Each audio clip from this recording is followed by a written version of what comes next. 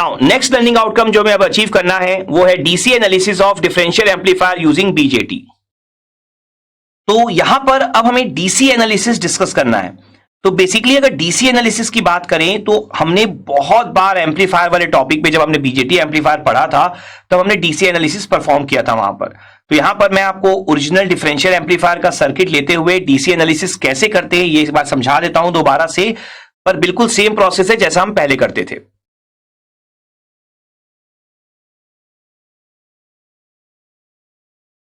तो यहां पर जो ओरिजिनल डिफरेंशियल एम्पलीफायर का सर्किट है वो मैंने आपके लिए ड्रॉ कर दिया है।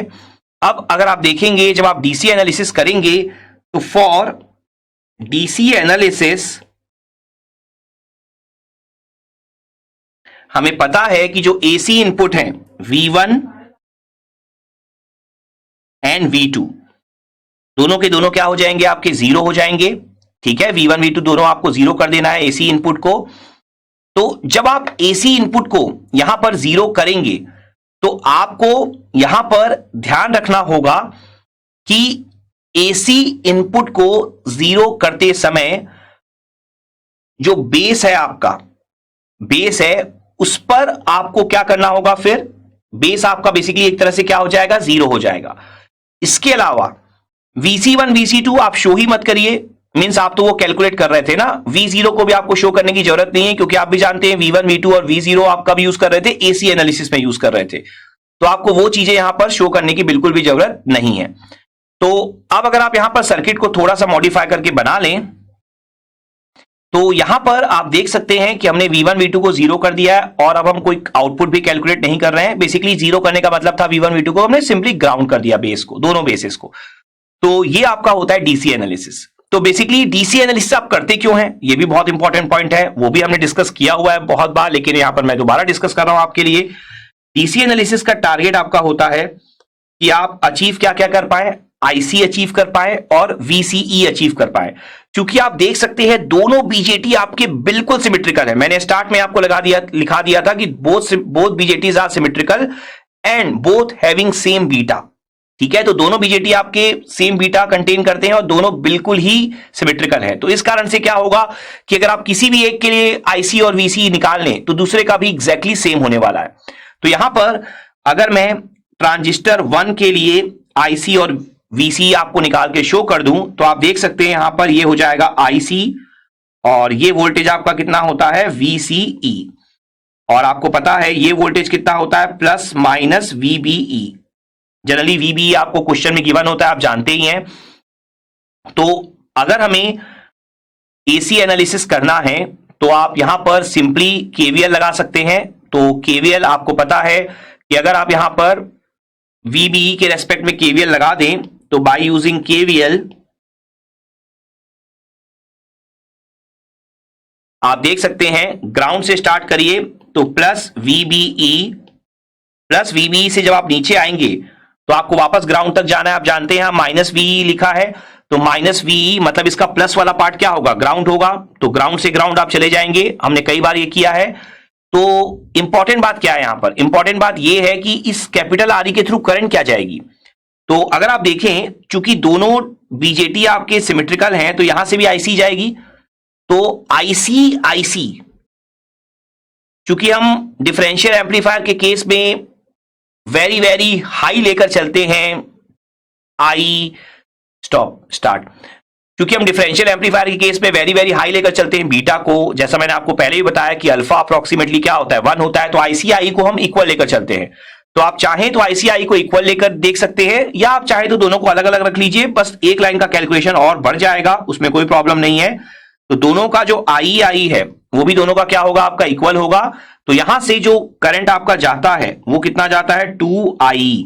लेकिन जब भी आप कोई न्यूमेरिकल देखेंगे तो वहां पर आपको बीटा इतना हाई दिया होगा कि आप I equal to IC assume कर सकते हैं।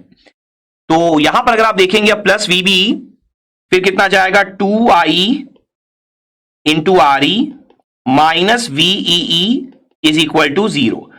यह आपका एक इक्वेशन आ जाएगा। इस इक्वेशन में आप देख सकते हैं कि आपको IE की वैल्यू मिल जाएगी। तो IE की वैल्यू हमारी क्या हो जाएगी, देखिए आप, VEE minus VBE upon 2RE, ये आपका आ जाएगा IE। इसे आप चाहे तो इक्वेशन नंबर ए दे दीजिए। अब आपका जो नेक्स्ट टारगेट है, आप जानते हैं कि IE अचीव कर लेने के बाद आप बड़े आराम से IC भी निकाल सकते हैं। तो हमें पता ही है कि जो IB होता है, IB आपका क्या होता है, IB हमारा होता है, IB हमारा होता है, अभी अभी हमने कुछ टाइम पहले देखा है, IB क्या होता है आपका IE अपॉन 1 प्लस बीटा, और IC हमारा क्या होता है बीटा IB, तो beta IE upon 1 plus beta. तो जैसे ही आपको मिलेगा यहां पर IE, अपने आप बड़े आराम से बीटा की वैल्यू का यूज करके आप IC भी अचीव कर लेंगे, जो आपका टारगेट था। ठीक है, आप चाहें तो इसे दे दीजिए इक्वेशन नंबर बी। ठीक है, हम PSM में प्रॉब्लम करेंगे वैल्यू वाइज। अभी जस्ट मैं आपको इक्वेशन शो कर रहा हूं, जो हमने पहले भी कई बार देखा हुआ है। अब यहां पर IC अचीव कर लेने के बाद नेक्स्ट टारगेट हमारा क्या होता है डीसी एनालिसिस में, VCE अचीव करना। तो अगर आप देखें VCE के लिए आप कलेक्टर टू इमीटर लूप में KVL लगा सकते हैं फॉर ट्रांजिस्टर T1। तो आप देखिए VCC प्लस है तो इसका माइनस वाला पार्ट ग्राउंड होगा, तो क्या होगा minus VCC plus ICRC plus VCE plus 2IRE minus VE। बिल्कुल आप इस तरीके से जाएंगे। आप चाहें तो मैं आपके लिए बना भी देता हूं लूप। आपको बिल्कुल इस तरीके से यहां पर मूव करना होगा, यह आपका डायरेक्शन होगा। ठीक है, एक एक वोल्टेज आप कंसीडर कर लेंगे और फाइनली आप कहां पहुंच जाएंगे माइनस VE तक। तो अगर आप इस लूप को यहां पर फॉलो करते चले तो कितना हो जाएगा आपका, अगेन आप लिखेंगे by using KVL minus VCC, क्योंकि प्लस वैल्यू दिख रही है मतलब माइनस वाला पार्ट ग्राउंड होगा। देन उसके बाद कितना हो जाएगा आपका ICRC plus VCE plus 2RE into IE और माइनस VEE इक्वल टू क्या हो जाएगा 0। आप एक बार और वेरीफाई कर लीजिए, देख सकते हैं आप यहां पर इस तरीके से आप यहां पर KVL लिख सकते हैं। उसके बाद अब आपको क्या करना होगा, अब यहां पर अगर आप देखें तो VCE की वैल्यू आपको अचीव करना था। तो VCE की वैल्यू आपकी क्या हो जाएगी, देखिए VCE की जो वैल्यू है वो हो जाएगी आपकी VCC प्लस VEE।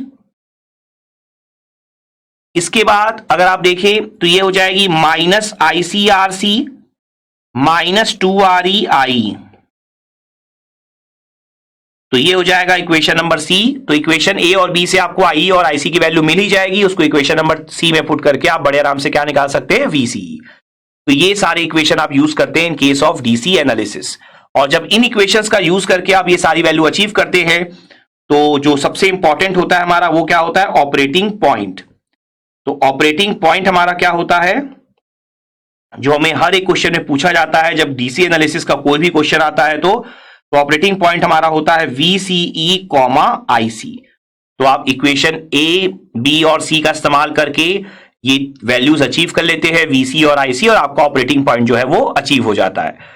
इसके अलावा जो एक और वैल्यू की हमें जरूरत पड़ती है वो होता है आपका GM। तो GM भी बहुत इंपॉर्टेंट पैरामीटर आप जानते हैं, GM वोल्टेज गेन में बहुत ज्यादा यूजफुल होता है। तो GM की वैल्यू हमारी क्या होती है IC अपॉन VT। VT आप बहुत बार स्टडी कर चुके हैं, थर्मल वोल्टेज होता है, और IC आपको यहां से मिल जाएगा। तो इस तरीके से आप GM भी यहां पर अचीव कर सकते हैं। और एक बार अगर GM अचीव हो गया तो आप बहुत सारे पैरामीटर हैं जो अचीव कर सकते हैं। R पाई का फॉर्मूला हमने क्या पढ़ा हुआ है, R पाई होता है आपका बीटा अपॉन GM। तो डीसी एनालिसिस के सारे पैरामीटर आप निकाल सकते हैं जो आप पहले भी कई बार कर चुके हैं पाई मॉडल में। तो ये होता है मेन आपके इक्वेशन नंबर ए बी और सी ही हैं। अगर इनको आप ठीक से लिख लेते हैं, KVL ठीक से लगा लेते हैं, तो डीसी एनालिसिस जो है आपका बिल्कुल कंप्लीट हो जाएगा यहां पर। तो आई होप डीसी एनालिसिस आपको कैसे करना है यहां पर बहुत अच्छे समझ में आ गया होगा आपको। एंड ये जो थर्ड लर्निंग आउटकम है DC analysis of differential amplifier using BJT, ये आपने यहां पर बहुत अच्छे से अंडरस्टैंड कर लिया होगा। Let's have a quick knowledge check.